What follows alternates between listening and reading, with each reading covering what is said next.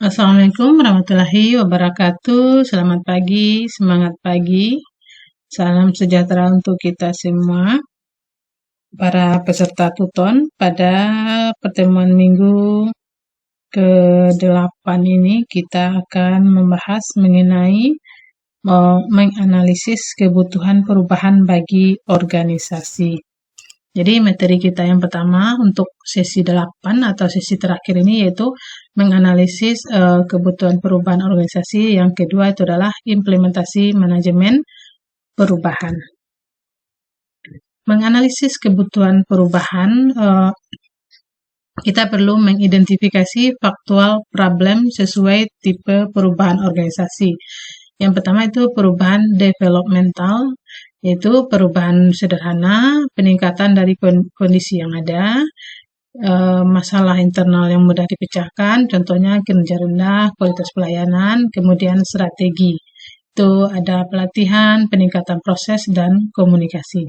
Yang kedua, perubahan transisional, bisa kita lihat ya respon terhadap perubahan signifikan di lingkungan eksternal, membutuhkan reorganisasi, teknologi baru atau kebijakan baru, fokus pada perencanaan yang baik, analisis dampak, dan manajemen transisi. Yang ketiga itu adalah perubahan transformasional. Kita akan melihat perubahan radikal, melibatkan perubahan budaya dan pola pikir, diperlukan saat organisasi menghadapi wake-up call yang mengancam keberlangsungan.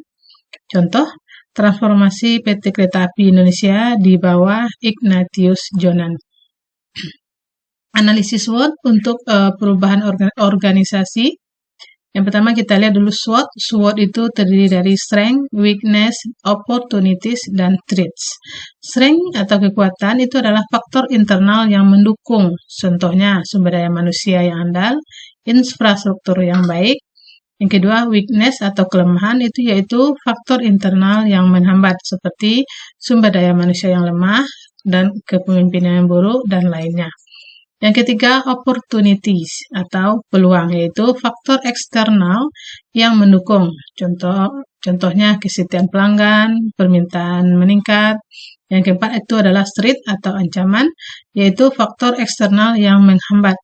Contohnya muncul pesaing baru, teknologi usang. Yang kedua kita lihat manfaat SWOT.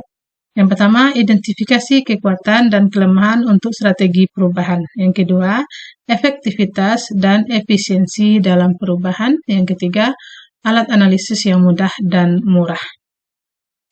Faktor-faktor yang mempengaruhi proses perubahan yaitu kesadaran masalah, yaitu membangun kesadaran kolektif akan masalah organisasi. Yang kedua, diagnosis komprehensif, yaitu memahami kebutuhan dan dampak perubahan secara menyeluruh. Yang ketiga, koalisi manajemen, yaitu dukungan dan komitmen dari manajemen puncak. Yang keempat, visi dan tujuan, yaitu menentukan visi dan tujuan perubahan yang jelas dan menarik. Yang kelima, organisasi dan tanggung jawab, yaitu struktur yang jelas dan penunjukan pemimpin perubahan.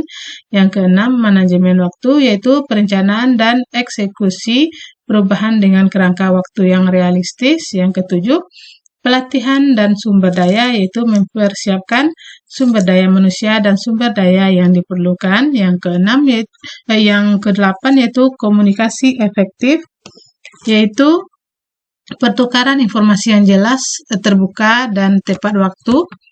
Yang kesembilan yaitu pemantauan, evaluasi berkelanjutan selama proses perubahan. Yang kesepuluh, kebersihan awal, yaitu mencapai keberhasilan kecil untuk memotivasi tim. Yang ke-11, fleksibilitas proses, yaitu kemampuan menyesuaikan rencana sesuai kebutuhan. Yang ke-12 yaitu menetapkan perubahan, yaitu mengkonsolidasikan perubahan untuk keberlanjutan jangka panjang. Itu dia faktor-faktor yang mempengaruhi proses perubahan, ada 12 macam. Kemudian implementasi perubahan yaitu fokus dan evaluasi. Yang pertama, tujuan implementasi, memastikan perubahan berjalan sesuai rencana, mengidentifikasi masalah tak terduga, menilai keselarasan perubahan dengan tujuan organisasi. Yang kedua, evaluasi implementasi menurut Green 2007, yaitu yang pertama metode, yaitu evaluasi melalui umpan balik dari klien atau konsultan perubahan. Yang kedua, pertanyaan kunci, apakah proses perubahan mengalami gangguan, apakah perubahan sesuai rencana, apakah perubahan dianggap bermanfaat. Yang ketiga, yaitu hasil evaluasi, yaitu memberikan umpan balik penting untuk perbaikan proses perubahan. Implementasi perubahan dari pandang klien, yang pertama masukan utama dari klien, misalnya kebutuhan teknologi penting tapi saat ini belum diperlukan. Kemudian perencanaan realistis, misalnya rencana perubahan harus realistis dan dapat dijalankan. Kemudian area stabilitas, perubahan lebih mudah jika ada stabilitas sementara selama transisi. Kemudian manajemen risiko. Pentingnya kejelasan dalam pengelolaan risiko dan tanggung jawab. Yang kedua, tindakan yang diperlukan. Yang pertama, pahami urgensi perubahan dan komunikasikan dengan baik. Yang kedua, pastikan rencana perubahan didasarkan pada analisis yang realistis. Yang ketiga, buat masa transisi yang memungkinkan stabilitas. Dan keempat, tentukan sistem manajemen risiko yang jelas dan terstruktur. Operasionalisasi perubahan, yang pertama kita lihat adalah aspek penting dalam implementasi, yaitu rencana pada jalurnya, evaluasi sistem kontrol untuk memastikan perubahan berjalan sesuai rencana. Kemudian pelaksanaan yang konsisten, monitor proses untuk memastikan perubahan benar-benar diterapkan. Kemudian infrastruktur yang mendukung, yaitu sesuaikan infrastruktur untuk mendukung perubahan tanpa mengganggu bisnis yang berjalan. Yang keempat, bisnis seperti biasa, yaitu kelola masa transisi untuk mengurangi resistensi dan memastikan bisnis lama tetap berjalan. Yang kedua, faktor kunci, yaitu durasi, integritas, komitmen, dan usaha. Durasi, yaitu proyek jangka panjang memerlukan tinjauan rutin. Kalau integritas, yaitu tim yang kredibel dan berpengalaman untuk mengelola perubahan. Kalau komitmen yaitu komitmen dari manajemen dan karyawan yang sangat penting. Usaha adalah apresiasi usaha ekstra dengan insentif yang memadai. Kemudian pengawasan dan evaluasi perubahan. Aspek utama pengawasan yaitu tujuan dan ukuran, waktu pengawasan, data dan metodologi, sumber data. Pengawasan staf, yang pertama, peran budaya organisasi. Budaya mempengaruhi penerimaan perubahan. Evaluasi staf, fokus pada pemahaman, sikap, dan dukungan terhadap perubahan.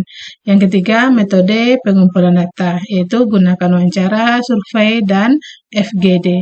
Kemudian yang keempat, sistem umpan balik. Integrasikan hasil survei ke dalam keputusan perubahan.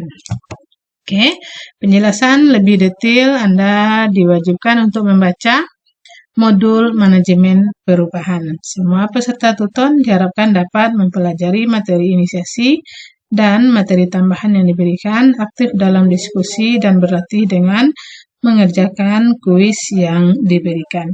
Tetap semangat belajar dan sehat selalu. Semoga ilmu yang didapat mendapat keberkahan. Assalamualaikum warahmatullahi wabarakatuh.